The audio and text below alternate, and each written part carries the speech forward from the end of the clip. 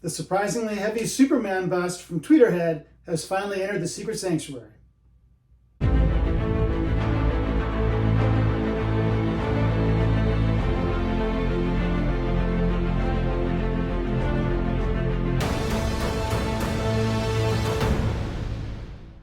Hey guys, welcome back to the sanctuary. So when Tweeterhead first announced they were going to be doing a DC 1/3 scale bust line with a price of $300 per piece, I was very excited. I was really looking forward to the line.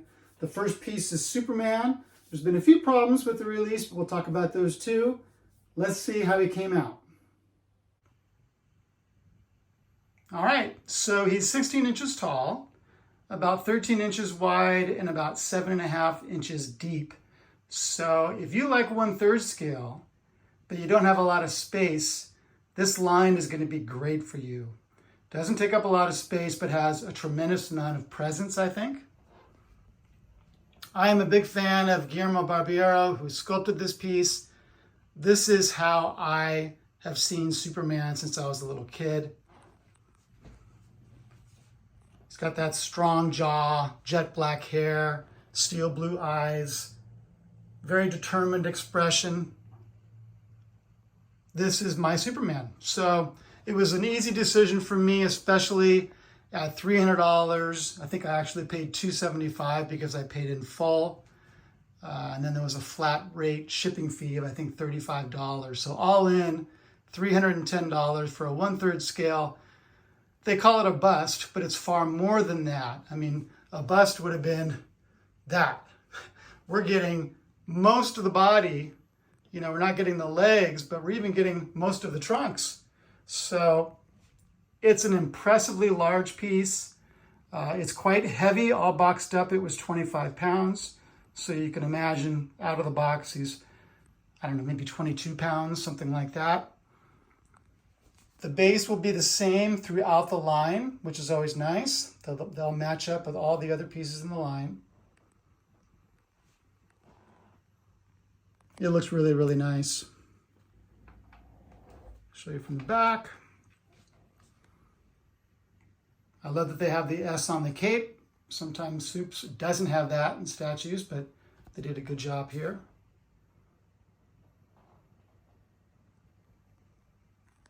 All right. So as far as defects, as you may have seen on Facebook, some folks are receiving these with defects. This piece, this particular one, has a very, very minor defect, and that is these kind of shiny spots. Here, here, here, like that. They're not everywhere. They're just here. And there might be one on this shoulder. Not bad at all. This is not loss of paint. It's nothing like that. It just looks like maybe a problem with the clear coat or something like that. I talked to Chad. He said these all did go through a rigorous quality control. They were signed off as being perfect. So whatever defects are showing up on these upon arrival, he believes happened during packaging. Not even during transit necessarily, but during packaging somehow. So that's when it happened. The good news is it's only affecting less than 10% of the 350 edition size. So less than 35, less than 30 is actually what he said to me, have been brought to his attention. He is willing to replace these for people who have defects. He asks that you contact Tweeterhead by the end of the month, and do so by emailing eric@tweeterhead.com.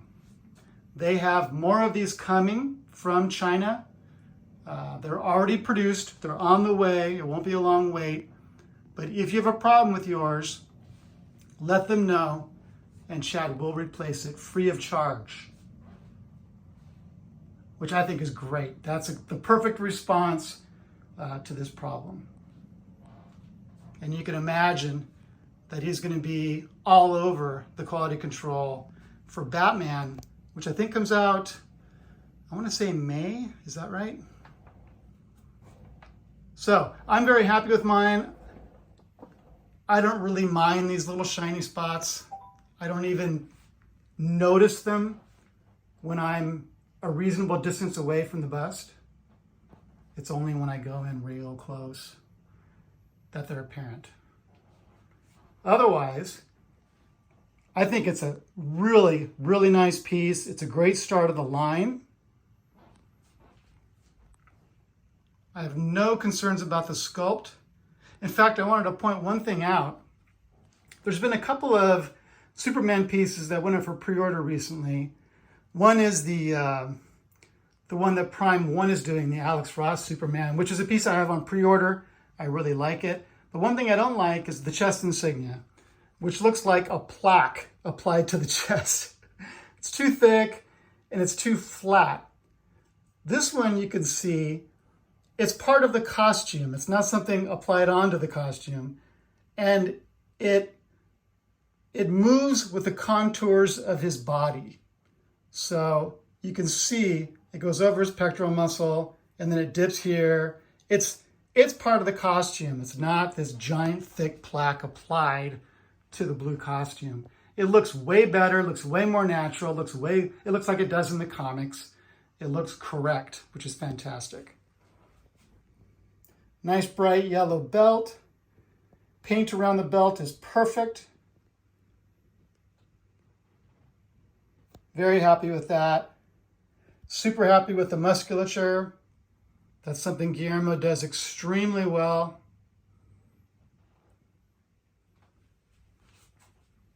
It just makes me excited for the line. I didn't order Doomsday just because I don't think I have the shelf space for him. But I did order Batman and I did order Mr. Freeze. Mr. Freeze just looks crazy good. Can't wait to get that one. And can't wait to see future entries in the line. Hair looks really good. No complaints there. Skin looks good.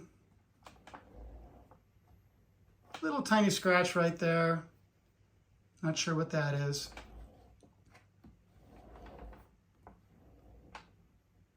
And there is, looking at the costume, there's some nice texture. It's not really pronounced, which is good. I don't want it to be really pronounced, but you can see some texture there. Give you a profile. I like the skin tone. It's not super pale. I always thought that the Citro Premium format, where he's holding Brainiac's head, that the skin texture was a little bit too dark on that. I own that piece. I owned it for a couple of years. I was really happy with it. But I was always kind of aware that the skin texture was a little bit too dark on that one. It looked like he'd been on vacation for a few weeks in the Bahamas or something. But just look at that portrait. That steely-eyed Superman. I just love that. I think it looks great.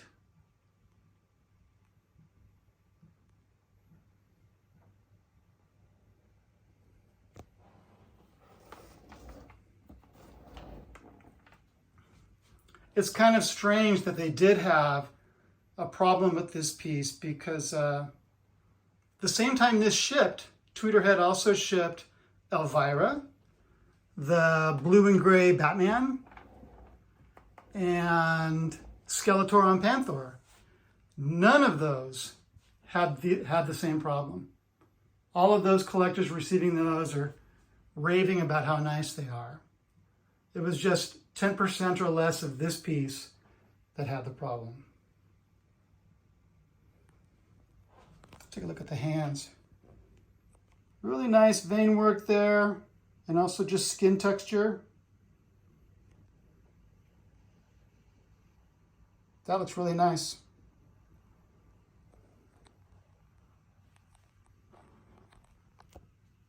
Let me show you the back again. Hard to know what to do with the cape on a bust this large that shows as much of the body as it does, but I think they did a good job showing kind of swooping down. I think it looks really good. There's some really nice details, nice folds, nice shading. It all looks really good.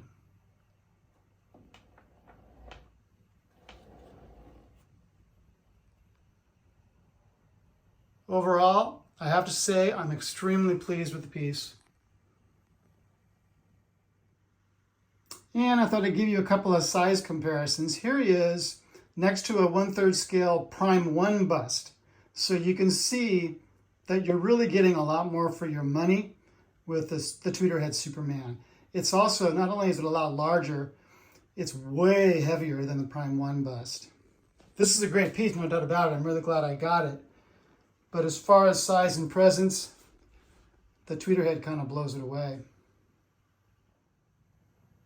Some of you might be considering displaying some of these 1/3 scale busts with your 1/4 scale pieces. So these two characters have some history in the Hush storyline. So I thought I'd show you how they display together. You can clearly see that the portrait is significantly larger on the bust than on the 1/4 scale. But you know what? There might be some cases where I do this. There are some characters, especially Batman villains, Mr. Freeze, for example, where I don't think I'm going to need a 1/4 scale of that character because I'm going to have the bust. But I'm still going to want to display Mr. Freeze with Batman. And it's probably going to be this 1/4 scale Batman from Sideshow that I'll display these busts with. So I don't know, some of you guys probably wouldn't even consider displaying different scales together or a bust with a full statue. But I might end up doing that with some of these busts. Or I might display a 1/3 scale Superman with a 1/4 scale Superman, just to show them at two different scales next to each other. So I don't know. I think it's something to think about. Let me know what you guys think. Would you ever do that? Or do you kind of segregate your pieces into specific scales and whether they're a bust or a full statue? I don't know. I think they look kind of good together. The art box is very simple. No artwork at all. Just shows the DC logo and says 1/3 scale bust down here. This is a sticker of the Superman insignia on the top there. And every side just has the same DC logo, which is fine with me if that's how you keep costs down. This is a very affordable bust, then I'm fine with it. It's cool. This is number 6 out of 350. Nice low number. Overall, I'm super happy with this piece. I don't mind those few little shiny areas. To be honest, looking at it now, they're only viewable from certain angles if the light hits it just right. And it's no loss of paint, so I'm actually fine with it. I'm very excited about the line. Can't wait to see Batman. Can't wait to see Mr. Freeze. I know the people who ordered Doomsday are super excited about that piece. So, gosh, if they can really do 4 of these things a year, that would be phenomenal. It'd be really, really, really awesome. If you're interested in this piece and you didn't already order it, I would recommend emailing Chad. You never know, there might be a cancellation. In fact, I would say that about any Tweeterhead piece, if it's no longer for sale on their website, but you want it, shoot Chad an email. It doesn't hurt. He might have one available. That's it, guys. I will be back tomorrow, maybe the next day, with a review of the Darkseid Terminator T800, which I believe is coming tomorrow. So that should be in the next couple of days. And then I got a piece from PCS. It's an older piece, but it's very cool. I'm going to review that as well. So big week in the Sanctuary.